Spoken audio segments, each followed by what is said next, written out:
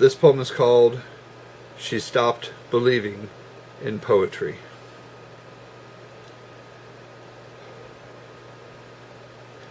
I used to know her through her words, never having met her in person, and we connected through her pain.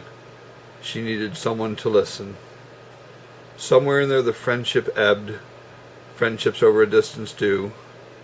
But I always thought we had a special bond, something on a deeper level.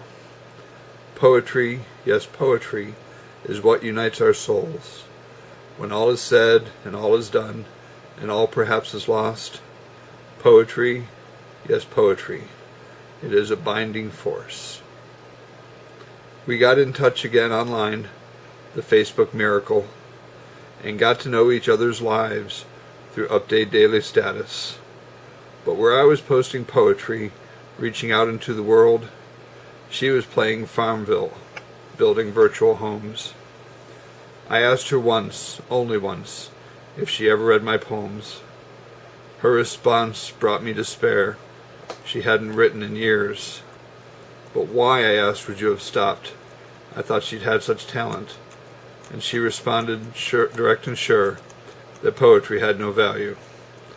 Poetry, yes, poetry, is what unites our souls.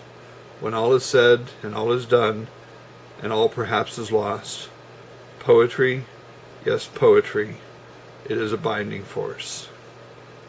She said, I don't believe in poetry. There's no power in the word.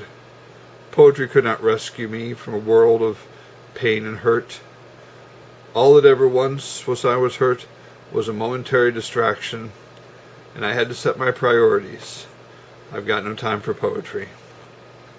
I didn't know what to say to that. I understood her reasons.